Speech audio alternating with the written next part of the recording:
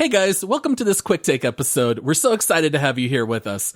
In the past, these quick take episodes actually were only available to those who financially supported the show through Apple subscriptions and Patreon. But due to popular demand, we have decided to shake up the perks for our supporters and will be releasing these quick takes on Saturdays to everyone, giving you all some extra free content that was previously unavailable to the public. And these quick takes are a little more laid back, and they're hosted by just one of us. So sit back, relax, and enjoy this quick take episode. Shazam! Boom!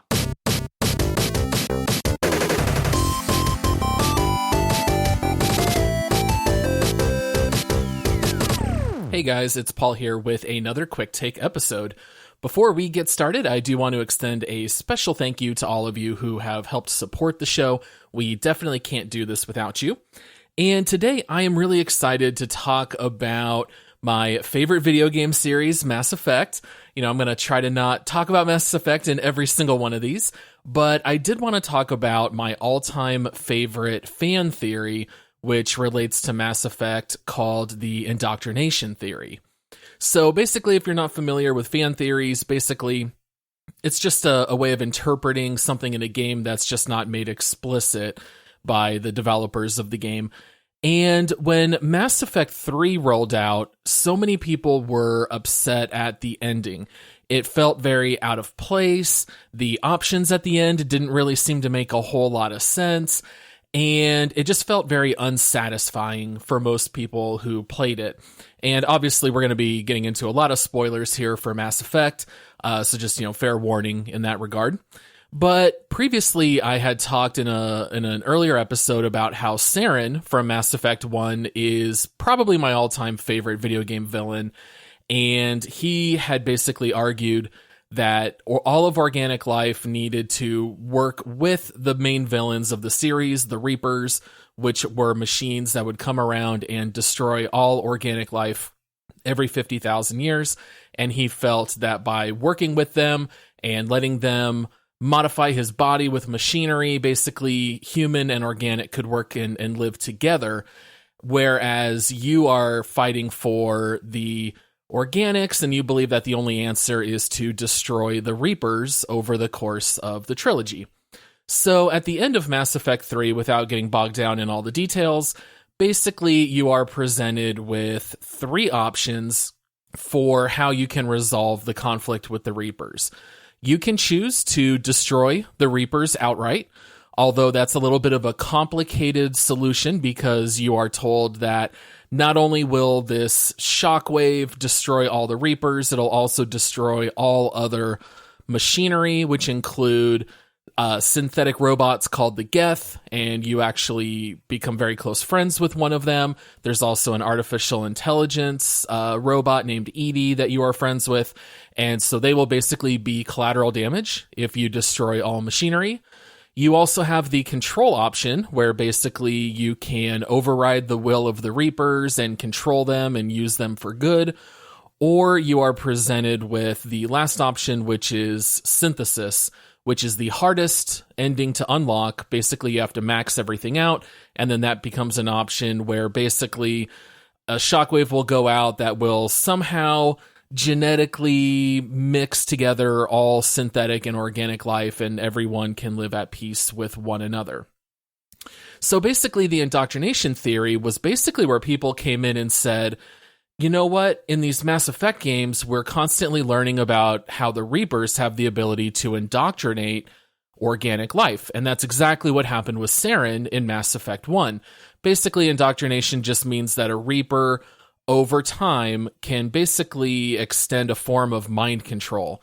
Basically, they can start to override the way you think and the way you process information, and all of a sudden you start fighting on behalf of the Reapers, but in your mind, you think these are all of your own ideas. It's almost kind of like Inception as a form of mind control.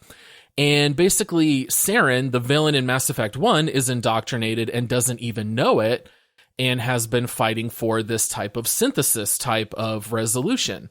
And so at the end of Mass Effect 3, a lot of people were saying, well, why is the best ending synthesizing organic and synthetic life. That's what the villain of Mass Effect 1 was fighting for. Why was he wrong then, but now that's actually the best ending? And so some people started thinking, well, what if Shepard, the main protagonist of Mass Effect, what if he was actually being slowly indoctrinated and you didn't even know it? And so then people started realizing that there are all of these little hints or clues that could point toward that kind of theory. So, for example, you read about how indoctrination can cause seeing ghost-like specter figures that aren't really there. And all throughout Mass Effect 3, Shepard can see a boy. It's almost like the Sixth Sense. Like, no one interacts with him, no one can hear him, it's only Shepard. And so some people were saying, well, it looks like these are like hallucinations. Also, you read about how indoctrination includes hearing a hum. And toward the end of Mass Effect 3, one of your crewmates even notices that your ship seems to be having this background hum that they hear in their mind. And so a lot of people started presenting this as the indoctrination theory.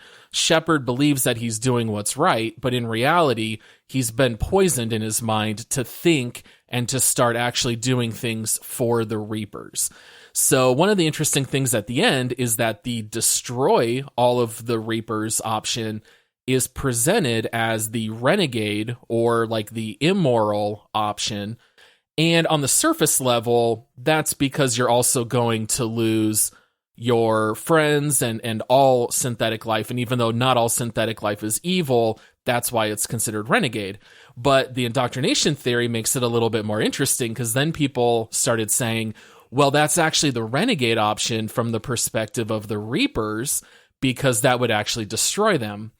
And so basically the Reapers, through their indoctrination, they want you to choose one of these other options because that actually keeps them alive. So this is a very popular theory. A lot of people subscribe to it. If you search on YouTube, there are videos that are actually 90 minutes and longer solely on this theory. And so, here I'm kind of just explaining the very basic nuts and bolts. But BioWare did come out and they admitted that the indoctrination theory is not anything that they had in mind when they wrote the story. In fact, one of the writers even said, and this is a direct quote, "We weren't that smart to write this into the story." And, Mass Effect 3, the ending definitely does not land. There's a lot of problems, so the indoctrination theory is technically debunked, but the idea behind it I thought was so clever. It would have been really fascinating if that was, confirmed and the actual ending.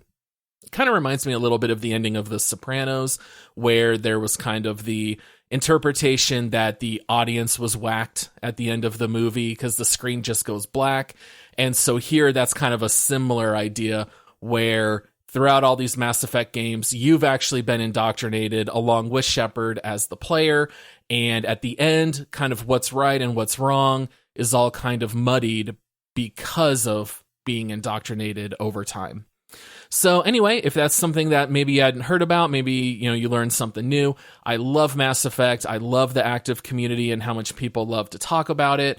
Can't wait for the next Mass Effect entry to come, especially since Andromeda was such a letdown. But anyway, that's the indoctrination theory. Feel free to look up more about it, and then I'll be back with another quick take episode for you guys next week. All right, see you guys then.